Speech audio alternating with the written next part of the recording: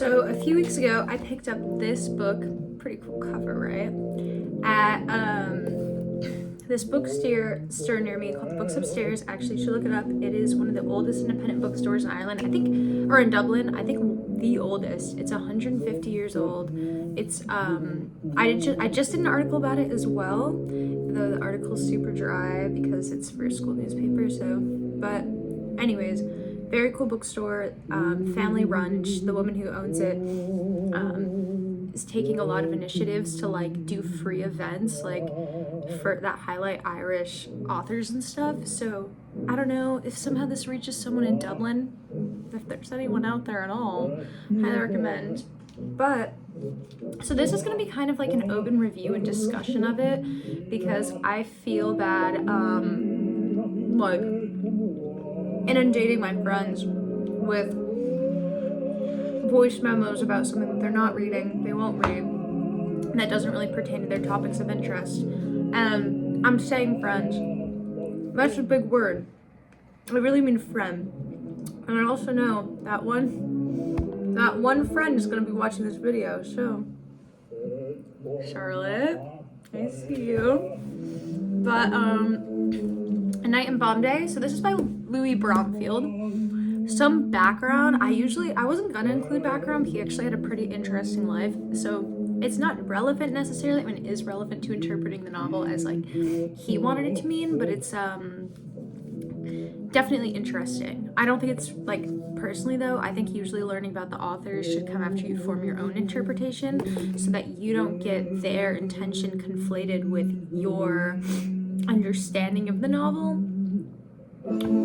which is like, and like how that novel influences your train of thought. And then you can like look at the author and see whether you disagree or agree, and like whether they accomplished what they wanted. But basically, he was in the Lost Generation group. So at first, had a really promising life. He went to Columbia, for God's sake, and then he ended up having to go to the army after a year at Columbia, did field work, and then, he had already had like a wife and kids by that point and some best-selling novels, or maybe that was later. But anyways, cool part is he moves to Paris.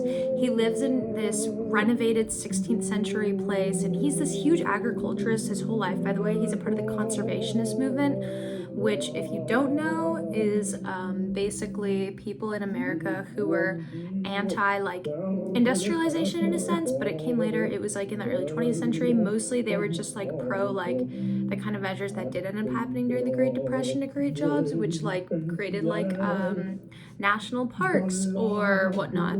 And so he was pro of that, and he was friends with like the group. Like he was friends with Alice Tokels and like Ernest Hemingway. And actually, now that I know that, I really feel like one of the characters in this book is at least visually based on Tokels, I don't remember how to say her name. And if you don't know who those people are, well, I'm surprised that you're watching this video. Oh, just kidding, that was rude. But Ernest Hemingway wrote The Sun Also Rises. He is like the author. He's like that guy. Like if you talk to any guy that owns a sailboat or like knows about Key West, they'll be like, yeah, like, I don't know, Ernest Hemingway is like my idol.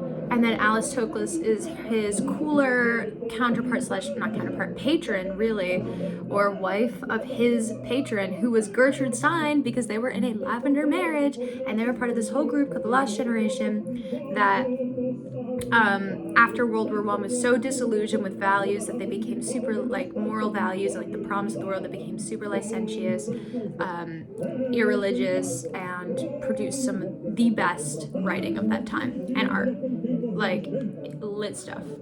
And so Alice Tokels like was, by the standards of the time, an ugly woman. I mean, I think retrospectively she's pretty, but like I mean, by the standards she was not. I always forget about how different beauty standards were back in like the early 20th century versus now, because they really wanted like buxom like broads, and you will see when I get into this book what I mean by that. Some of these lines are kind of funny. And blonde, that was like maybe it was just this guy, but I think everyone's BL end all was being a blonde, or at least being like huge, like curvaceous. So that's interesting. I don't know. I'd say just a point on beauty standards. I think they've actually gotten a lot better than they ever were, because they at least encompass more groups of people. Like, because now I feel like beauty standards aren't really about, oh, blonde hair, blue eyes, or certain eye color, certain hair color. It's just about like body size, and yeah, like some like that can be like I mean, obviously it's like not inclusive in the traditional sense, but like, yeah, I don't know. That's for another time. But this is, it's a very alluring novel. So it's after you spend time in India. I mean, it's basically about the different Americans that spend their time in the East in this specific hotel called the Taj Mahal. Very nice. They're in Bombay. And, you know, they've got these crazy, like, it's like Great Gatsby, but so much better. And honestly, quite racist. But the prose, when it's not being racist, is great, if I can say that. Yeah, it's true. It's great prose when it's not being racist. But it's like, it's racist in a way where you can tell he's so clearly trying not to be racist, and he thinks he's so like woke for the time. Like, it's the idealizing, exoticizing type of racism. You know, and it's quite sexist as well. But if you look beyond that, he's got some fabulous turn of phrase. So really, what I think is the most interesting about this book, though, is that he writes quite a lot of it from the perspective of women. So it's actually going through, there are like a handful of main characters at the beginning. There's two, a man and a woman, and then it becomes a woman, a man, and a woman. I'm not giving you their names because I frankly don't remember the main guy's name. I think it's like Bill. I don't know. He's like the main guy, though. The one the book starts out with. I actually bought the book because of the first page, and I'm going to read you guys some of the lines here. Okay. He didn't think of himself any longer as wild. He believed quite earnestly that, he'd settled down. In fact, he was rather proud of himself that in his early 30s he had pulled himself together suddenly and made sense. That was the reason he had packed all his luggage carefully, even meticulously with his own hand, instead of asking a steward to do it. That was the reason he had carefully pulled out every drawer and left the drawer of the cupboard open to show that nothing had been left behind. He did things like that as an exercise, as a kind of discipline, to keep himself in order and even to prove to himself that he was a serious fellow, organized and efficient. It made him feel that he had developed something that his father called character, which he knew only meant counting to 10 before he acted. I thought that was such, honestly, a good way of, like, sometimes how I even feel like what it's like to try to develop into a more mature person. So I was like, oh yeah, like, this is cool. And from his perspective of women, it's interesting because, yes, he gets a lot wrong, but he does also get some things quite right. Like, there is Mrs. Trollope. She is the one that I think was based on Toklas. She's the ugly one, the one that used to be rich. And she vehemently hates this old, fat, Austrian rich woman, formerly rich. Like, she's constantly described as wearing these, like, out-of-date gowns and, like, dirty diamonds. So, like, lost all her money or something. And she vehemently hates her. And everyone's kind of annoyed by her, but, like, Trollope hates her. And the whole thing that's explored, this is actually from the guy's perspective, is he's like, women always seem to hate other women in a way that men never hate other men. I think that it's something that's been spoken to a lot, so I won't touch on it anymore. But the fact that a guy was writing that in the early 20th century leads me to believe that women were already at that time. I don't think he came up with that. I'm gonna be honest. Totally not. I bet he was talking to the women, his little compadres in the Tokeless group, and they were already starting to formulate kind of like the inklings of feminist theory that would follow like 30, 40 years later about internalized misogyny. And so that was pretty cool. And then there was also just like, so the main woman, Carol, I don't remember her last name, but she starts out as kind of like a more real, substantial figure. One of the first things that's talked about, though, of course, is the fact that she's beautiful. She is described as a fleshy, tall blonde, many times milky white in many different weird, creepy ways like that. Very exactly how you'd expect a guy before HR meetings and cancel culture came about to describe women that he found hot. It's a little, it's kind of alright, but whatever, to each is their own.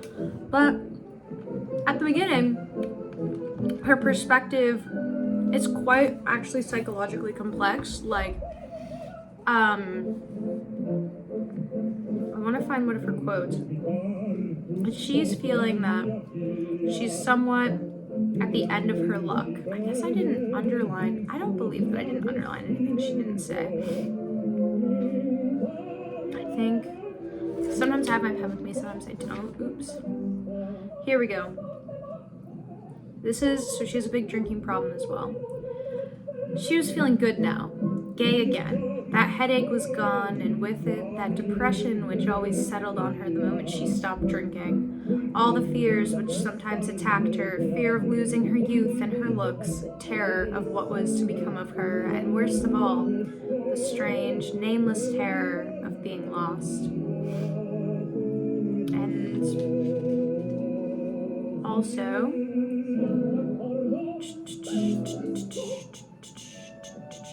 I guess I'm not going to spend a ton of time trying to find these, but basically her thoughts are like very complex and very depressive. But then she talks to characters, even like a few lines after that, she's talking to them in this very superficial, surface level way, exactly how you would expect a woman who had been pigeonholed as like the hot blonde, the accessory, fetishized her whole life to act. She goes like, oh gee dear, like, things like that.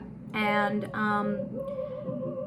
is quite downplays her own complex inner world. She also often insults herself, where she goes like, I'm not very smart, I didn't go to school, I stopped school when I was 16 and then they made me Miss Minnesota.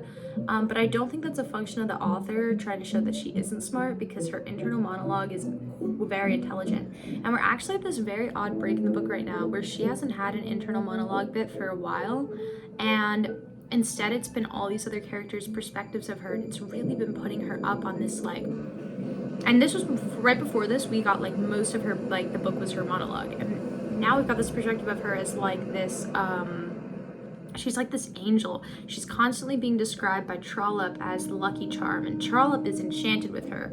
She wants to be near her and feels that her good luck will rub off on her, she says. Her good luck at being beautiful, at gambling and winning, at being desired, at being ahead in life. And so I'm really excited for where the book takes us, and like to see if it digs more into kind of like Carol's psychological problems again. And then, because which book does still is really funny, or not funny, it's funny to me, but in the disturbing sense of the way it shows how people did think about women. Because the thing is, media is the best primary text to figure out how groups of people were thought of. I mean, I think that's pretty obvious, but it's a good thing to say to preface. My recommendation just if you're, I don't know, ever writing an essay or something, is find miscellaneous pieces of media made by the dominant or oppression group about the group that they are oppressing, because that will show you what they feel they derive their power from, and, you know, equally so, what they are afraid of in the other group. What they make fun of is what they are afraid of, or they vilify is what they are afraid of, what they make fun of, and what they value is what they derive their power from. Now, for this, there's a man named Merrill. He's the good guy. So Bill, there are all these archetypes. Bill is the player. Merrill's the good guy. Trollope is the witch. Carol is the goddess or whatever.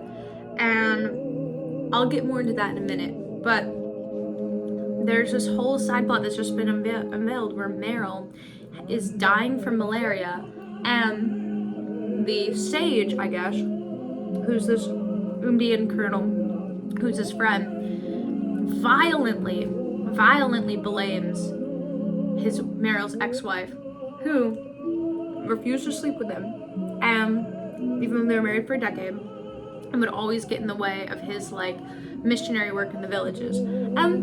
I do want to say, it's very telling, again, media will represent that the character in the book that speaks the most violently about Merrill's wife, in fact, the only one I've seen so far to do so, not even Merrill himself, is the Indian guy instead of anyone else in the book that might have been party to what was going on. Or like, just the way in which he has him do it, he's like, Merrill should have taken her out back and slit her throat. Which I think, personally, for not sleeping with him, that's a little dramatic, guys. But no, in all seriousness, that was like, oh, good morning. But it's basically, he's going on for pages about how Merrill is sick because he's never gotten to live like a real man. Gambling, sleeping with women, drinking, partying, and how that has made him old beyond his years. And, you know, so now in his mid-30s, he is like near to death because he wasn't able to get, you know, embody his like virility or whatever. And virility is definitely a big point in the book. But like, I don't know. I think that like, just because sex is such an important thing in this book. Like, Merrill is sick because he hasn't gotten to have sex. Carol derives her power from her sexuality, and yet she actually hasn't slept with anyone in a while, and she is being weakened. Like, she's psychologically kind of breaking down. Trollope equally so. No sexual desirability and hasn't had sex. She is having the worst luck, the worst time of her life. And Bill, he's doing great. He has sex and he is desirable, but he is trying to be more of a straight path guy. So it's like, really, I really don't really know I don't think he's complex enough to get like do this intentionally, but I think it's interesting to show that like guys at that time, and perhaps actually I would argue a lot of people today derive their identity from their sexuality, like not in like the sexual orientation sense, but maybe that too, but in like all senses of the word, whether they are desired, who they desire, who they do not want to desire but do, who they wish desired them, how much sex they want to have, what type of sex they want to have, so on and so forth. I don't know. I think it's like very interesting that we have, you know, across time, possibly because of its like appeal, like, you know, sex and violence are the best way to sell things, like that old truism goes, that we have viewed sex and sexuality in this almost like mystical kind of way, where the haves are the people on top in society always have access to sexual power or sexual expression in some sense, whether that be by buying prostitutes, or in this book there's a character who is totally sexless, like not desirable at all, but everyone thinks he's having sex with Carol, and so that is the most important thing to him, to keep up that facade. And but the have-nots always are sexless. I don't know. It's funny that that's, you know, especially given the fact that at one point we're all going to be sexless, because we're going to be these ugly, wrinkly, not ugly, but like unattractive, wrinkly old people. Like, why is sex the be-all end-all of so many things? And then I just want to go into, before my phone dies, and before I finish this pint of ice cream, it's on its way out, the kind of his turn of phrase, because it's really important. We need to start bringing back really good descriptive writing in fiction, and because I don't think we've had that in a long time. Oh, here's another thing about Carol. She will let her psychological complexity show through in moments when she's being very assertive to men, which is interesting. I like it. But, oh, this is just funny. This was one of like the, alright, kind of moments.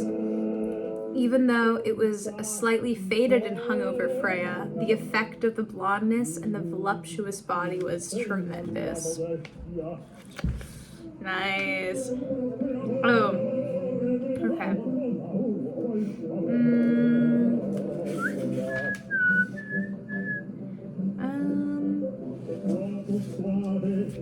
I'm trying to, I know there are some amazing passages about like the fabric. I'm looking for one specific one. But,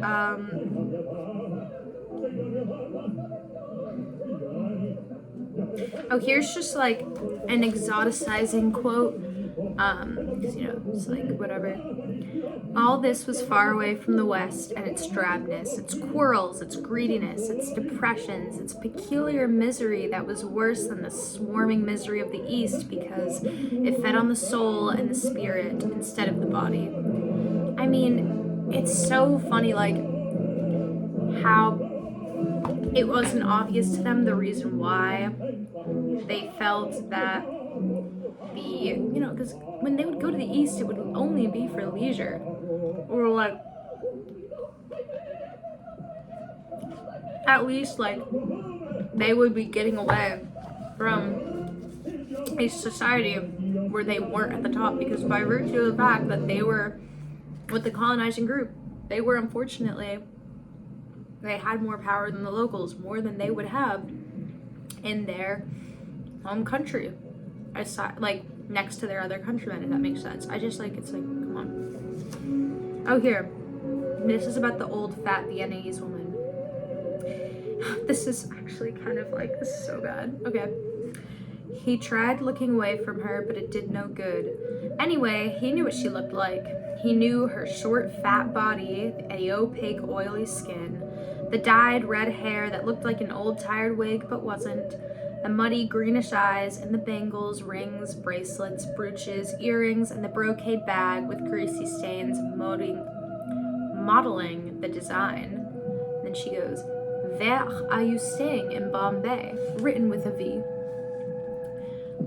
I love this. Or here's this. She stood there, stricken with curiosity, all her vulgar soul bedazzled, fascinated. I also haven't really explained why she's horrible yet. I think that she runs a prostitution house, but they haven't explained that yet. And this is about Trollope. They also called her Stitch at the beginning, but then they called her Miss Trollope after the fact.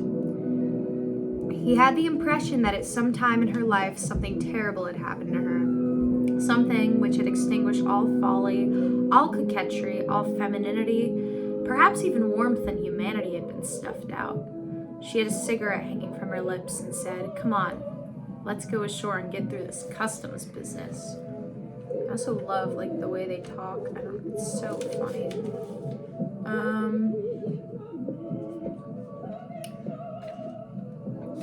There are just so many, like,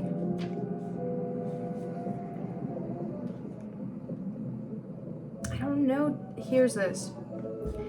This is about just like the traditional, like how like women view Carol or whatever, which is, I don't know, or her, how she thinks they view her. They'd do worse, which was simply to sit and stare with enormous black eyes, and the compartment would be airless and hot and reeking with the sickly smell of musk and fading jasmine. The women, who had never been out of seclusion, had no manners at all. They'd simply stare and speculate in their cow-like way about what she was like and what kind of world she had come out of. They would stare for 5 hours, hour after hour, minute after minute.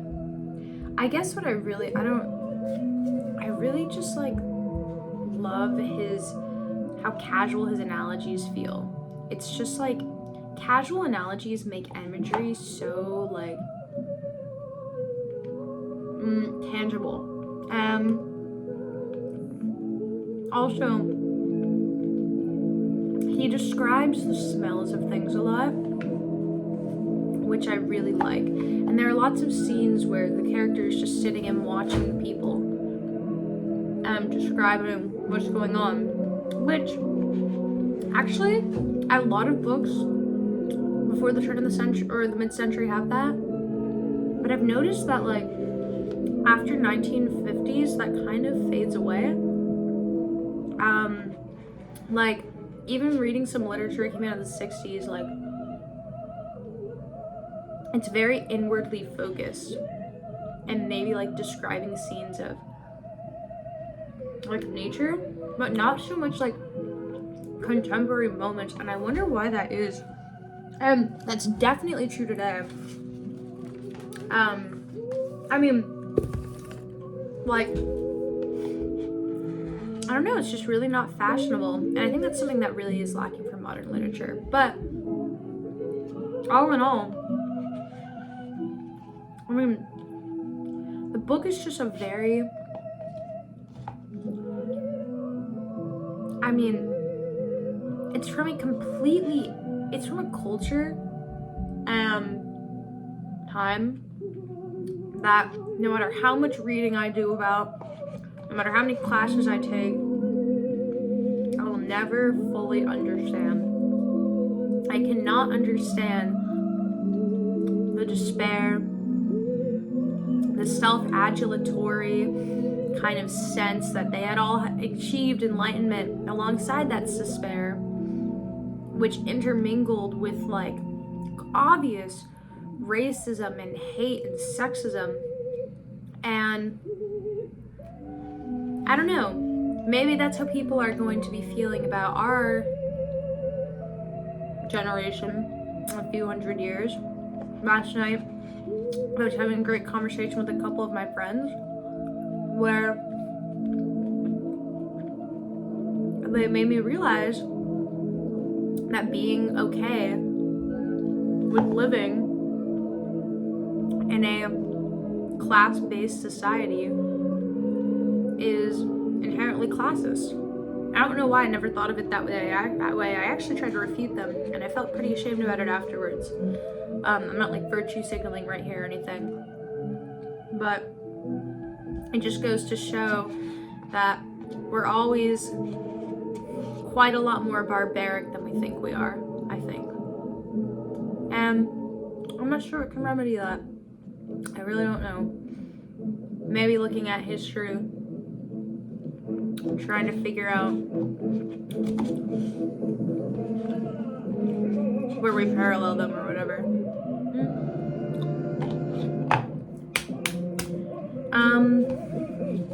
Highly recommend. I have not had Ben & Jerry's in a very long time, and that was fantastic. Thank you.